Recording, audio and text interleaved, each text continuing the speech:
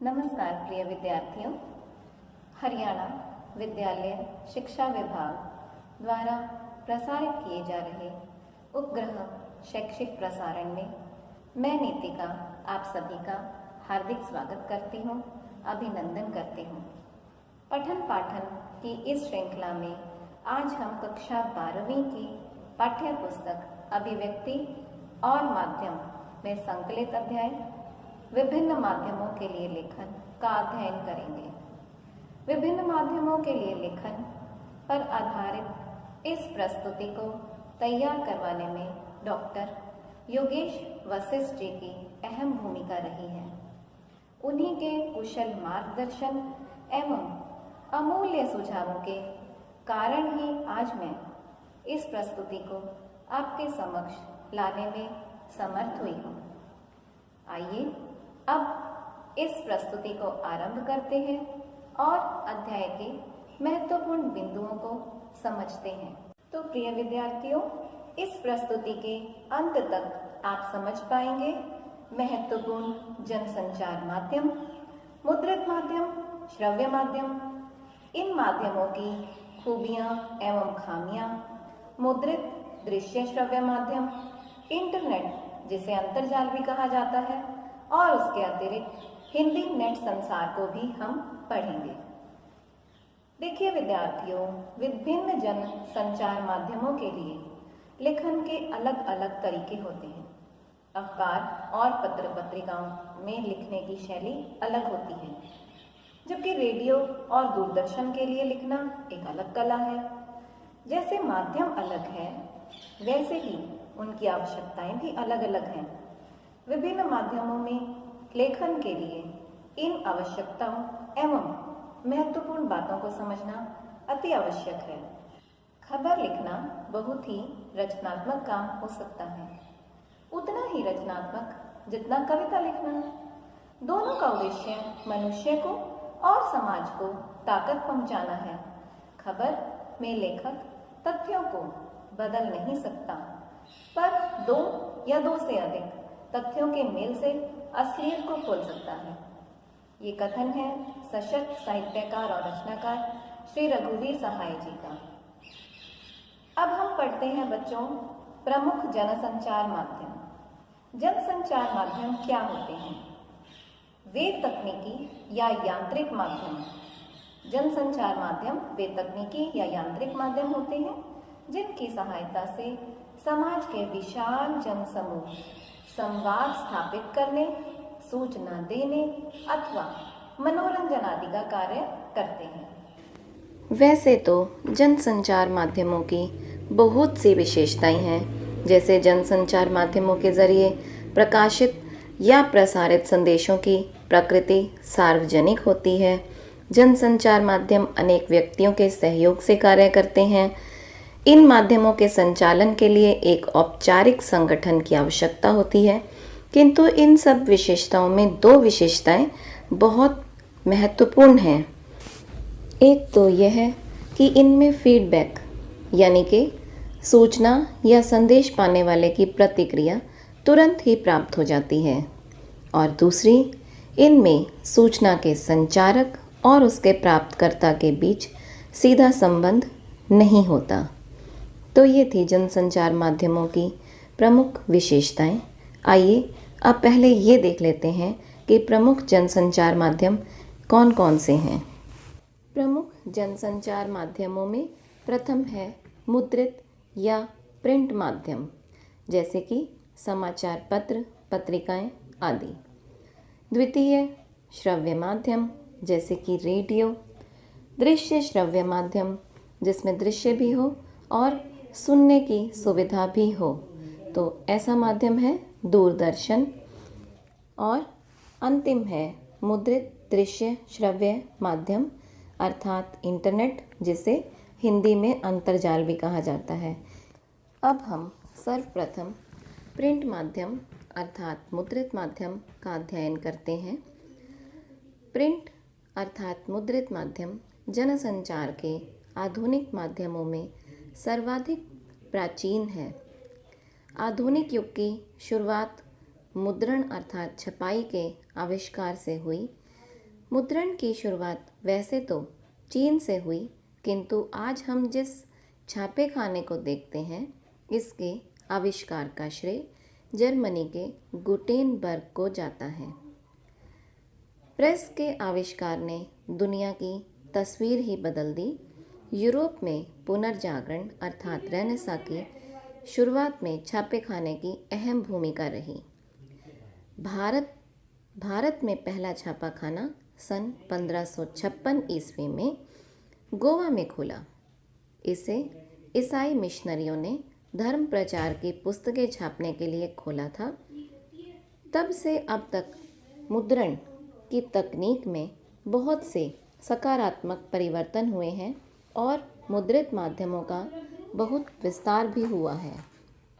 मुद्रित माध्यमों के अंतर्गत अखबार, पत्र, पत्रिकाएं, पुस्तकें अर्थात जितनी भी प्रकाशित आप चीज़ें देखते हैं वो सब आती हैं। दैनिक युग में इनका बहुत अधिक महत्व है। प्रिय विद्यार्थियों, मुद्रित माध्यम समाज के पढ़े लिखे वर्ग हेतु एक माध्यम है, इसलिए इसमें लेखन हेतु बहुत सी बातों का ध्यान रखना अति आवश्यक है।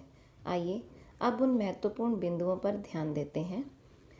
लेखन में भाषा, व्याकरण, वर्तनी एवं शैली का ध्यान रखना आवश्यक है। लेखन हेतु प्रचलित भाषा का प्रयोग ही किया जाना चाहिए। लेखन एवं प्रकाशन के बीच गलतियां एवं अशुद्धियों को शुद्ध करके ही प्रकाशित किया जाए। समय सीमा एवं निर्धारित स्थान के अनुसार ही लेख होना चाहिए। लेखन में सहज, स्पष्ट एवं सरल भाषा का प्रयोग हो जिसे उस स्थान के लोग सरलता से समझ सकें। तारतम्यता एवं प्रवाहमयता का भी पूर्ण ध्यान रखना अति आवश्यक है। इन सब बातों के साथ साथ हमें ये भी ध्यान रखना चाहिए कि लिखित भाषा और मौखिक भाषा में सबसे बड़ा अंतर ये होता है कि लिखित भाषा अनुशासन की मांग करती है। बोलने में एक स्वतः स्फूर्तता होती है, लेकिन लिखने में भाषा, व्याकरण, वर्तनी और शब्दों के उपयुक्त इस्तेमाल का ध्यान रखना बहुत ज़रूरी है। इतना ही नहीं, अगर लिखे हुए को प्रकाशित होना है अर्थात काफ़ी लोगों तक पहुंचना है तो आपको एक प्रचलित भाषा में ही लिखना पड़ता है जिसे अधिक से अधिक लोग समझ सकें। आइए अब मुद्रित माध्यमों की खूबियों पर चर्चा करते हैं। वैसे तो मुद्रित माध्यमों की बहुत सी खूबियां हैं, हम उसकी विशेषताएं देख ही चुके हैं। प्रथम हम बात करते हैं स्थायित्व। मुद्रित माध्यमों में छपे हुए शब्द स्थायी होते हैं। इन्हें हम धीरे धीरे आराम से अपनी सुविधानुसार पढ़ सकते हैं। चिंतन, विचार एवं विश्लेषण का सशक्त माध्यम। मुद्रित माध्यम चिंतन, विचार और विश्लेषण का एक बहुत सशक्त माध्यम है। पढ़ते पढ़ते हम चिंतन, विचार आदि भी कर सकते हैं। इसे बार बार भी पढ़ सकते हैं। भाषा का विस्तार, व्याकरण, वर्तनी आदि दोषों का परिष्कार होता है। मुद्रित माध्यम में लिखित भाषा की सभी विशेषताएं देखी जा सकती हैं। निरंतर समाचार पत्र, पत्रिकाएं एवं अन्य पुस्तकें आदि पढ़कर हम अपनी भाषा का परिष्कार कर सकते हैं। उसके साथ साथ व्याकरण, वर्तनी आदि दोषों का भी परिष्कार किया जा सकता है। सरलता एवं सुगमता।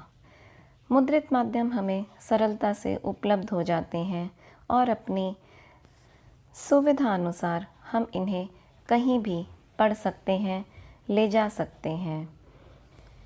एक प्रमुख खूबी जो मुद्रित माध्यम की है वह सूचना देना अथवा सूचित करना। जनसंचार माध्यमों का प्रमुख कार्य सूचना देना है। हमें उनके ज़रिए ही दुनिया भर से सूचनाएं प्राप्त होती हैं। हमारी ज़रूरतों का एक बहुत बड़ा हिस्सा जनसंचार माध्यमों के ज़रिए ही पूरा होता है। शिक्षित करना। जनसंचार माध्यम सूचनाओं के द्वारा हमें जागरूक करते हैं, हमें देश दुनिया के हाल से परिचित कराने और उनके प्रति सजग बनाने में मुद्रित माध्यम का बहुत बड़ा हाथ है। मनोरंजन करना। जनसंचार माध्यम मनोरंजन के भी प्रमुख साधन हैं। एजेंडा तय करना। जनसंचार माध्यम सूचनाओं एवं विचारों के जरिए किसी भी देश और समाज का एजेंडा भी तय करते हैं। विभिन्न नवीन सरकारी नीतियों का सकारात्मक एवं नकारात्मक पक्ष रखना, इसे हम निगरानी करना भी कह सकते हैं। किसी लोकतांत्रिक समाज में जनसंचार माध्यमों की एक प्रमुख विशेषता ये है कि वो सरकार और संस्थाओं के कामकाज पर निगरानी रखते हैं। सरकारी नीतियों के सकारात्मक एवं नकारात्मक पक्ष लोगों तक पहुंचाते हैं। यह भी मुद्रित माध्यमों की एक बहुत बड़ी खूबी है। आइए अब मुद्रित माध्यमों की खामियों पर बात करते हैं। मुद्रित माध्यमों की खामियों में सबसे बड़ी खामी है साक्षरता की अनिवार्यता। मुद्रित माध्यमों को उपयोग करने के लिए हमें साक्षर होना अति आवश्यक है। अनपढ़ लोगों के लिए यह माध्यम उतना सशक्त, उतना उपयोगी नहीं है। नवीनतम सूचनाओं की प्राप्ति में देरी। समाचार पत्र 24 घंटे के बाद ही छपता है या कुछ अधिक समय में भी पाक्षिक, मासिक। पाक्षिक पत्र 15 दिनों में, मासिक पत्र माह में, अर्धवार्षिक भी पत्र होते हैं। अलग अलग समय पर पत्र पत्रिकाएं आदि छपते हैं, तो इसमें हमें नवीनतम सूचनाओं की प्राप्ति में बहुत समय लग जाता है। लेखन के लिए स्थान की कमी। किसी भी समाचार को प्रकाशित करने के लिए एक निश्चित निर्धारित स्थान होता है। उतने ही निर्धारित स्थान में ही समाचार को लिखा जाता है। इसके लिए लेखन में स्थान की कमी रह जाती है। भाषा की शुद्धता। मुद्रित माध्यमों में लेखन के लिए भाषा की शुद्धता का पूर्ण ध्यान रखा जाता है। समय सीमा एवं स्थान का भी पूर्ण ध्यान रखा जाता है। इस कारण से समाचार लेखन में कुछ देरी भी हो सकती है। दृश्यों के अभाव के कारण समाचार को समझना थोड़ा कठिन भी हो जाता है। प्रिय विद्यार्थियों, अब तक हमने मुद्रित माध्यम को पढ़ा, उसकी खूबियाँ एवं खामियाँ भी देखी। आइए अब श्रव्य माध्यम को पढ़ते हैं। रेडियो एक श्रव्य माध्यम है। रेडियो में सब कुछ ध्वनि, स्वर एवं शब्दों का ही खेल है। रेडियो को श्रोताओं से संचालित माध्यम माना जाता है। यह माध्यम समाज के शिक्षित, अशिक्षित, ग्रामीण, शहरी अथवा अमीर और गरीब आदि सभी वर्गों के द्वारा ही प्रयोग किया जाता है। यह उपयोग में भी सरल है एवं एक सस्ता माध्यम भी है। आइए अब रेडियो समाचार लेखन की उल्टा पिरामिड शैली को देखते हैं, जिसे हम रेडियो समाचार की संरचना भी कह सकते हैं या ये भी कह सकते हैं कि समाचार किस प्रकार से लिखा जाता है। रेडियो समाचार की संरचना समाचार पत्र अथवा दूरदर्शन की तरह उल्टा पिरामिड शैली पर ही आधारित होती है। किसी भी माध्यम के लिए समाचार लिखना हो, समाचार लेखन की सबसे प्रचलित, प्रभावी एवं लोकप्रिय शैली उल्टा पिरामिड शैली ही है। सभी तरह के जनसंचार माध्यम जैसे कि मुद्रित माध्यम, श्रव्य माध्यम, दृश्य श्रव्य माध्यम आदि में सर्वाधिक समाचार इसी शैली में ही लिखे जाते हैं। यही सबसे सशक्त समाचार लेखन की शैली मानी गई है। उल्टा पिरामिड शैली में समाचार के सबसे महत्वपूर्ण तथ्य को सबसे पहले लिखा जाता है। इसमें क्या, कहाँ, कब, कौन अर्थात किसके साथ हुआ आदि का ब्यौरा रहता है। जब आप समाचार पढ़ते हैं अथवा सुनते हैं तो शुरू में ही आपको ये बता दिया जाता है कि कहाँ पर, कब, क्या हुआ। सबसे महत्वपूर्ण तथ्य अथवा सूचना को समाचार के आरंभ में ही बताया या लिखा जाता है। उल्टा पिरामिड शैली में समाचार को 3 हिस्सों में विभाजित किया जाता है। प्रथम इंट्रो, जिसे मुखड़ा भी कहा जाता है, बॉडी, और तीसरे नंबर पर आता है समापन। इंट्रो को लीड और हिंदी में मुखड़ा भी कहा जाता है। इसमें खबर के मूल तत्व को 1 से 2 पंक्तियों में बता दिया जाता है। ये समाचार का सर्वाधिक महत्वपूर्ण भाग माना जाता है। इसके बाद आता है बॉडी में समाचार का विस्तृत ब्यौरा क्रमानुसार दिया जाता है। अंत में समापन रहता है। इसमें प्रासंगिक तथ्य तथा सूचनाएं दी जाती हैं। उल्टा पिरामिड शैली में वैसे समापन में अधिक सूचनाएं आदि नहीं दी जाती हैं, क्योंकि सभी महत्वपूर्ण बातें इंट्रो और बॉडी में आ चुकी होती हैं। रेडियो हेतु समाचार लेखन के लिए बुनियादी बातें जिनका हमें अवश्य ध्यान रखना चाहिए वे इस प्रकार हैं। रेडियो पर समाचार का सीधा प्रसारण होता है और समाचार वादक पहले से ही लिखे हुए समाचारों को पढ़कर सुनाता है। रेडियो पत्रकारों को अपने श्रोताओं का पूरा ध्यान रखना चाहिए। इसका कारण यह है कि समाचार पत्र के पाठकों को ये सुविधा रहती है कि वे अपनी पसंद एवं इच्छा से कभी भी और कहीं भी उसे पढ़ सकते हैं।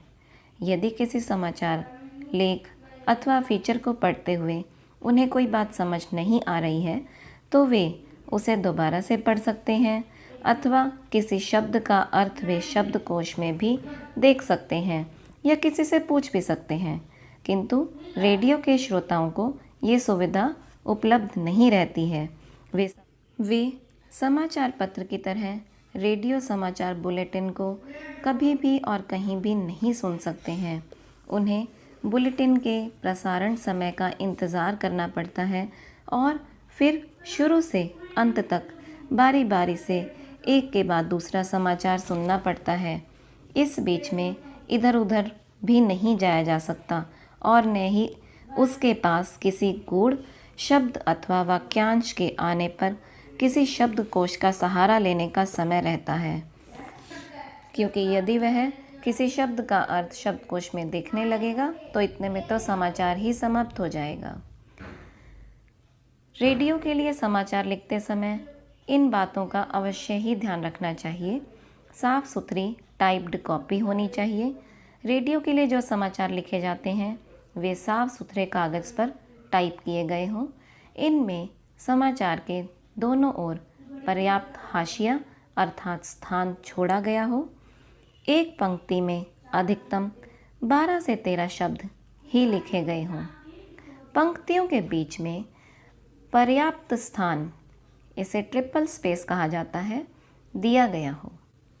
किसी भी पंक्ति में कोई शब्द विभाजित न हो और प्रत्येक पृष्ठ के अंत में वाक्य पूरा हो गया हो, वाक्य पृष्ठ के आगे तक न जाए। कठिन अक्षर एवं संयुक्त अक्षर का प्रयोग न किया जाए तो बेहतर है, किंतु यदि किया भी जाए तो उन्हें विभाजित करके लिखना सरल रहता है। अंकों का प्रयोग पूर्णांक के रूप में ही किया जाए। चिन्हों का प्रयोग पूर्णतया वर्जित है।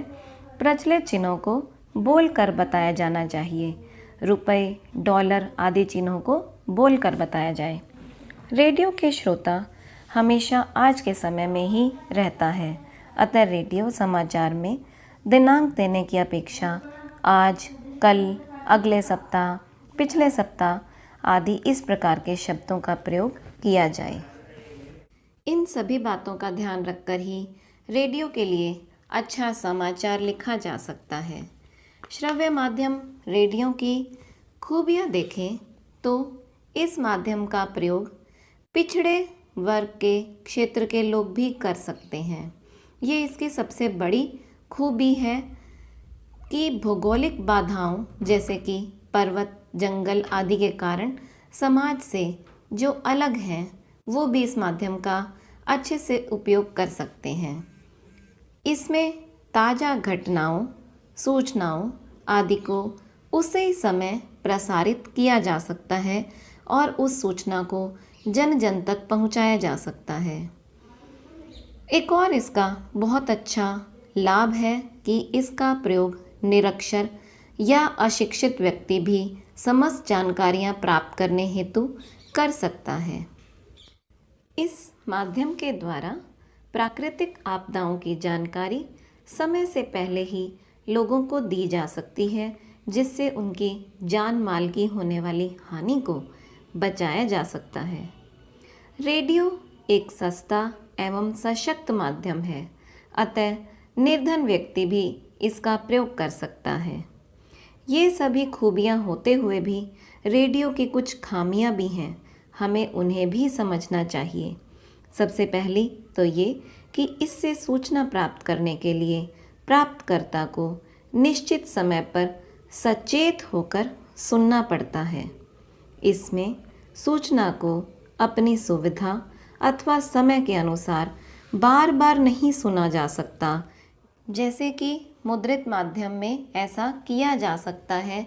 हम उसे कहीं भी किसी भी समय और कितनी भी बार पढ़ सकते हैं जब हम चाहें अपनी इच्छा अनुसार, किंतु इसमें निर्धारित समय पर हमें वह सूचना लेने के लिए रेडियो को पूर्णतया सचेत होकर सुनना पड़ता है। एक और खामी भी है प्यारे बच्चों कि इसमें घटनाओं, सूचनाओं आदि का संक्षिप्त विवरण ही होता है। किसी भी प्रकार के व्यवधान अथवा बाधा, जैसे कि अचानक से शोर हो जाना, बिजली का चले जाना या किसी का बीच में बोल पड़ना आदि के कारण प्राप्त समाचार, सूचना आदि को ग्रहण करने में परेशानी हो सकती है। एक अन्य समस्या यह है कि इससे केवल महत्वपूर्ण घटनाओं या सूचनाओं आदि की ही जानकारी प्राप्त होती है और दृश्य की अनुपलब्धता के कारण कभी कभी समाचार को समझने में कुछ कठिनाई भी आती है। तो प्रिय विद्यार्थियों, आगे बढ़ते हुए हम दृश्य श्रव्य माध्यम अर्थात दूरदर्शन के विषय में पढ़ते हैं। दूरदर्शन एक लोकप्रिय माध्यम है। टीवी अर्थात टेलीविज़न अर्थात दूरदर्शन देखने और सुनने का माध्यम है। और जैसे कि हमारा विषय है विभिन्न माध्यमों के लिए लेखन, तो दूरदर्शन हेतु समाचार अथवा आलेख आदि लिखते समय बहुत सी बातों का ध्यान रखना अति आवश्यक है। खास बात के लिए यह है कि आपके शब्द पर्दे पर दिखने वाले दृश्य के अनुकूल हों। अभी तक हमने मुद्रित माध्यम और रेडियो यानी कि श्रव्य माध्यम के लिए लेखन के शर्तों के विषय में पढ़ा है, किंतु टेलीविज़न लेखन इन दोनों माध्यमों से ही काफ़ी अलग है। इसमें कम से कम शब्दों में ज़्यादा से ज़्यादा खबर बताने की कला का इस्तेमाल होता है। दूरदर्शन के लिए समाचार लिखने की बुनियादी शर्त है दृश्य के साथ लेखन। दृश्य अर्थात कैमरे से लिए गए शॉट्स, इनके आधार पर समाचार बुने जाते हैं। यदि दृश्य आसमान का है तो आसमान पर ही बात लिखी जानी चाहिए, ज़मीन पर नहीं। और यदि दृश्य आग का दिखाया जा रहा है तो जिक्र भी आग का ही होना चाहिए। दूरदर्शन के लिए लेखन के कई तरीके होते हैं। दूरदर्शन पर समाचार पेश करने के तरीकों में लगातार सकारात्मक परिवर्तन हो रहे हैं। इसे लिखने के तरीके भी लगातार बदल रहे हैं। इसे समझने के लिए ये ज़रूरी है कि हम टीवी पर दिखाई जाने वाली खबरों के प्रचलित ढांचे या फॉर्मेट को समझें। टीवी खबरों के विभिन्न चरण। किसी भी टीवी चैनल पर खबर देने का मूल आधार वही होता है जो मुद्रित या रेडियो पत्रकारिता के क्षेत्र में चल रहा है। अर्थात सबसे पहले सूचना देना कि कहाँ, कब, क्या हुआ। टीवी में भी ये सूचनाएं कई चरणों से होकर दर्शकों के पास पहुंचती हैं। ये चरण हैं फ्लैश या breaking news, dry anchor, phone in, anchor visual, anchor byte, live एवं अंत में एंकर पैकेज। फ्लैश या ब्रेकिंग न्यूज़ तत्कालीन घटित वह महत्वपूर्ण समाचार जो बहुत कम शब्दों में दर्शकों तक तत्काल पहुंचाई जाती है। उसे फ्लैश या ब्रेकिंग न्यूज़ कहते हैं।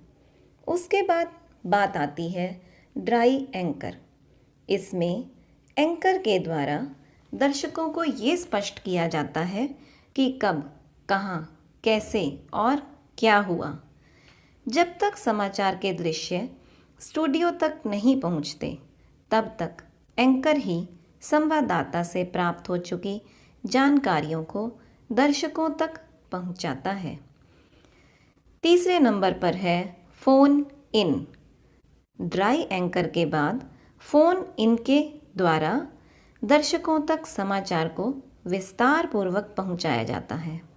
संवाददाता घटना के स्थान पर होता है और वहीं से फ़ोन के द्वारा संपूर्ण जानकारी पहुंचाता है। इसके बाद का चरण है एंकर विजुअल। जिस समय संवाददाता को घटना से संबंधित दृश्य मिल जाते हैं, तब उन दृश्यों को आधार बनाकर खबर लिखी जाती है। एंकर उस खबर को पढ़कर दर्शकों को सुनाता है। पहले सूचना प्रदान की जाती है, बाद में घटनाओं से संबंधित दृश्य भी दर्शकों तक पहुंचाए जाते हैं। एंकर विजुअल के बाद आता है एंकर बाइट। बाइट से अभिप्राय है कथन। दूरदर्शन पर दिखाई जाने वाले किसी भी समाचार को पुष्ट करने के लिए घटना के दृश्य दिखाए जाते हैं, ताकि समाचार की प्रामाणिकता सिद्ध हो सके। किसी घटना की सूचना देने और उसके दृश्य दिखाने के साथ ही इस घटना के बारे में प्रत्यक्षदर्शियों या संबंधित व्यक्तियों का कथन दिखा और सुनाकर खबर को प्रामाणिकता प्रदान की जाती है। अगला चरण है लाइव। लाइव अर्थात किसी खबर का घटनास्थल से सीधा प्रसारण। सभी टीवी चैनल ऐसी ही कोशिश करते हैं कि जिससे किसी बड़ी घटना के दृश्य तत्काल दर्शकों तक सीधे पहुंचाए जा सकें। इसके लिए मौके पर मौजूद रिपोर्टर और कैमरामैन ओबी वैन के ज़रिए घटना के बारे में सीधे दर्शकों को दिखाते और बताते हैं। टीवी खबरों के विभिन्न चरण में अंतिम आता है एंकर पैकेज। पैकेज किसी भी खबर को संपूर्णता के साथ पेश करने का एक जरिया है। इसमें घटना के दृश्य, घटना से संबंधित व्यक्तियों के कथन, समाचार, ग्राफिक आदि के द्वारा सूचनाएं दी जाती हैं। तो प्रिय विद्यार्थियों, ये थे टीवी खबरों के विभिन्न चरण। अब हम आगे बढ़ते हुए करते हैं इंटरनेट। इंटरनेट अर्थात मुद्रित दृश्य श्रव्य माध्यम। इंटरनेट पत्रकारिता, ऑनलाइन पत्रकारिता, साइबर पत्रकारिता या वेब पत्रकारिता, इसे आप कुछ भी कह लीजिए। हम सभी के लिए अब यह एक आदत सी बनती जा रही है। जो लोग इंटरनेट के अभ्यस्त हैं या जिनके पास 24 घंटे इंटरनेट की सुविधा उपलब्ध है, उन्हें अब कागज़ पर छपे हुए समाचार उतने ताज़े या मनभावन नहीं लगते। वे हर घंटे या कुछ ही समय में स्वयं को अपडेट करना चाहते हैं। उन्हें ऐसी आदत ही हो जाती है। भारत में कंप्यूटर साक्षरता की दर बहुत तेज़ी से बढ़ रही है। इंटरनेट का प्रयोग भी प्रति वर्ष बहुत बढ़ता ही जा रहा है। इसकी वजह यह है कि इंटरनेट पर आप एक ही झटके में बहुत सारी खबरें देख सकते हैं, पढ़ सकते हैं, दुनिया भर की चर्चाओं परिचर्चाओं में शरीक हो सकते हैं और अखबारों की पुरानी फाइलें खंगाल सकते हैं। अर्थात पहले कुछ वर्ष पुराना समाचार प्राप्त करने के लिए हमें पुस्तकालय में जाकर उस समय की अखबारों को खंगालना पड़ता था, किंतु इंटरनेट पर कुछ ही मिनटों में ये काम बड़ी सरलता से घर पर बैठे या कहीं पर भी हो सकता है।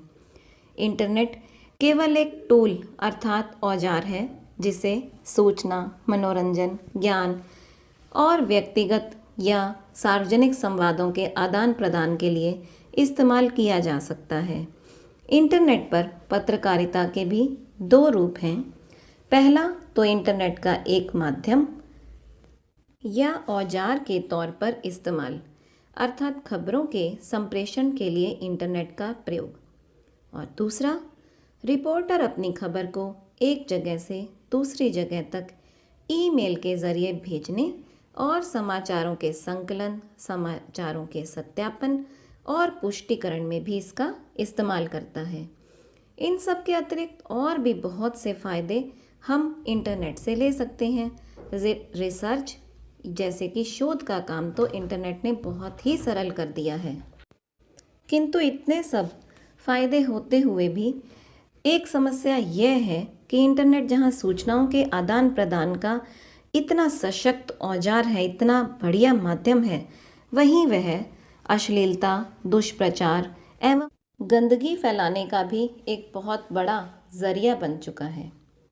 आइए अब पढ़ते हैं इंटरनेट पत्रकारिता का इतिहास। इंटरनेट पत्रकारिता का विश्व स्तर पर तीसरा दौर चल रहा है। पहला दौर था 1982 से 1992 तक, जबकि दूसरा दौर चला 1993 से 2001 तक।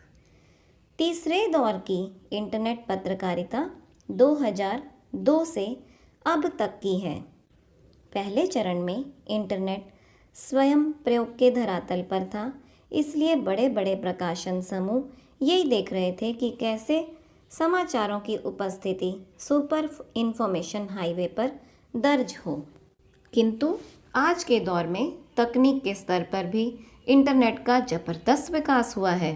नई वेब भाषा HTML, hyper text marked up language I, internet email आया, इंटरनेट एक्सप्लोरर और नेटस्केप नाम के ब्राउज़र आए।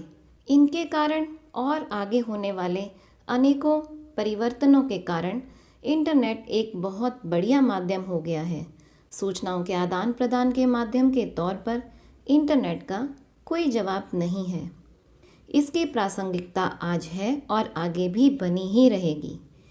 इंटरनेट पत्रकारिता का 2002 से शुरू हुआ तीसरा दौर सच्चे अर्थों में बहुत ही टिकाऊ साबित हुआ है और होता रहेगा। भारत में इंटरनेट पत्रकारिता, आइए बच्चों अब इसके बारे में पढ़ते हैं। भारत में इंटरनेट पत्रकारिता का अभी दूसरा दौर चल रहा है। भारत के लिए पहला दौर 1993 से शुरू हुआ माना जाता है, जबकि दूसरा दौर सन 2003 में शुरू हुआ। आज पत्रकारिता की दृष्टि से Times of India, Hindustan Times, Indian Express, Hindu, Statesman, Pioneer, NDTV, IBN, Zee news, Aaj Tak आदि आदि की साइटें बहुत ही बेहतर काम कर रही हैं। भारत में rediff.com, इंडिया इन्फोलाइन, सिफी आदि जैसी बहुत सी साइटें हैं जो सच्चे अर्थों में वेब पत्रकारिता का काम कर रही हैं। वेबसाइट पर विशुद्ध पत्रकारिता शुरू करने का श्रेय तहलका.com को जाता है। प्रिय विद्यार्थियों, अब हम हिंदी नेट संसार के विषय में पढ़ते हैं। हिंदी में नेट पत्रकारिता वेब दुनिया के साथ ही शुरू हो गई थी। इंदौर के नई दुनिया समूह से शुरू हुआ ये पोर्टल हिंदी का संपूर्ण पोर्टल है। इसके साथ ही हिंदी की अखबारों ने भी विश्वजाल में अपनी उपस्थिति दर्ज करनी शुरू कर दी थी। जागरण, अमर उजाला, नई दुनिया, हिंदुस्तान, भास्कर, नवभारत टाइम्स, प्रभात खबर, राजस्थान पत्रिका, राष्ट्रीय सहारा के वेब संस्करण आरंभ हुए। प्रभा साक्षी नाम से भी शुरू हुआ अखबार प्रिंट रूप में न होकर केवल इंटरनेट पर ही उपलब्ध है। आज पत्रकारिता के दृष्टि से हिंदी की सर्वश्रेष्ठ साइट BBC की है। यही एक साइट है जो इंटरनेट के मानदंडों के हिसाब से चल रही है। हिंदी वेब जगत का एक अच्छा पहलू ये है कि इसमें कई साहित्यिक पत्रिकाएं चल रही हैं। अनुभूति, अभिव्यक्ति, हिंदी नेस्ट, सराय, सेतु, इन सब के अतिरिक्त भारत से बाहर भी अनेक देशों में हिंदी की वेब पत्रिकाएं चल रही हैं, जिनमें हम अपने लेख, आलेख, शोध आलेख आदि आदि प्रकाशित करवा सकते हैं। वैसे तो हिंदी वेब पत्रकारिता में लगातार सुधार हो रहा है, किंतु फिर भी अभी हिंदी पत्रकारिता वेब संस्करण के आधार पर अपने शैशव काल में ही है। इसकी सबसे बड़ी समस्या हिंदी के फ़ॉन्ट की है। आज तक भी हमारे पास कोई एक कीबोर्ड नहीं है। डायनामिक फ़ॉन्ट की अनुपलब्धता के कारण हिंदी की ज़्यादातर साइटें खुलती ही नहीं हैं। अब माइक्रोसॉफ्ट और वेब दुनिया ने यूनिकोड फ़ॉन्ट बनाई हैं, किंतु ये भी इतने उपयोगी सिद्ध नहीं हो पा रहे हैं। इन सब के अतिरिक्त और भी बहुत सी समस्याएं हैं, जिनका समाधान करने का प्रयास किया जा रहा है। तो प्रिय विद्यार्थियों, अब तक हमने इस अध्याय में बहुत से बिंदुओं पर ध्यान दिया, जैसे कि प्रमुख जनसंचार माध्यम, उनकी खूबियाँ एवं खामियाँ, इंटरनेट, हिंदी नेट संसार आदि आदि। अब इसी आधार पर कुछ अभ्यास के प्रश्न हैं, आइए उनका अध्ययन करते हैं। नीचे दिए गए प्रश्नों के उत्तर के लिए 4 विकल्प दिए गए हैं। सटीक विकल्प पर सही का निशान लगाइए। तो आगे जो प्रश्न दिए जा रहे हैं उसमें आपको 4 विकल्प मिलेंगे। जो सही विकल्प आपको लगे उस पर सही का निशान लगाना है। तो प्रथम प्रश्न है, इंटरनेट पत्रकारिता आजकल बहुत लोकप्रिय है क्योंकि विकल्प पढ़ते हैं। प्रथम है, इससे दृश्य एवं प्रिंट दोनों माध्यमों का लाभ मिलता है। द्वितीय, इससे खबरें बहुत तीव्र गति से पहुंचाई जाती हैं। अगला विकल्प है, इससे खबरों की पुष्टि तत्काल होती है। और चौथा विकल्प दिया गया है, इससे न केवल खबरों का संप्रेषण, पुष्टि, सत्यापन होता है, बल्कि खबरों के बैकग्राउंडर तैयार करने में तत्काल सहायता मिलती है। तो प्रिय विद्यार्थियों, इन सब में सबसे सही उत्तर वही है जो आप सोच रहे हैं। मैंने भी वही सोचा है।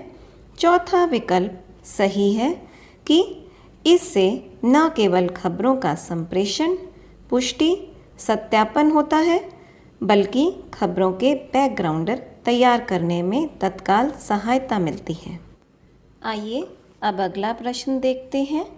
टीवी पर प्रसारित खबरों में सबसे महत्वपूर्ण है। विकल्प पढ़ते हैं। पहला है विजुअल, दूसरा नेट, तीसरा बाइट, चौथा है उपयुक्त सभी। तो दोबारा एक बार प्रश्न पढ़ें तो टीवी पर प्रसारित खबरों में सर्वाधिक महत्वपूर्ण, सबसे महत्वपूर्ण क्या है? विजुअल भी ज़रूरी है, नेट भी ज़रूरी है, बाइट भी ज़रूरी है। तो क्योंकि ये सभी ज़रूरी हैं तो आप जो सोच रहे हैं वही उत्तर सही है। कौन सा उत्तर? चौथा, उपयुक्त सभी। तो हम चौथे को ही सही मानेंगे, इसे ही निशान लगाएंगे। आइए अब अगला प्रश्न देखते हैं। रेडियो समाचार की भाषा ऐसी हो, कैसी? आइए 4 विकल्पों में देखते हैं। जिसमें आम बोलचाल के शब्दों का प्रयोग हो।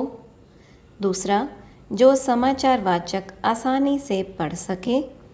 तीसरा विकल्प दिया गया है जिसमें आम बोलचाल की भाषा के साथ साथ सटीक मुहावरों का इस्तेमाल हो। और चौथा विकल्प दिया गया है जिसमें सामासिक और तत्सम शब्दों की बहुलता हो। तो प्रिय विद्यार्थियों, इन सभी विकल्पों में से वही विकल्प मुझे भी सही लग रहा है जो आपको सही लग रहा है।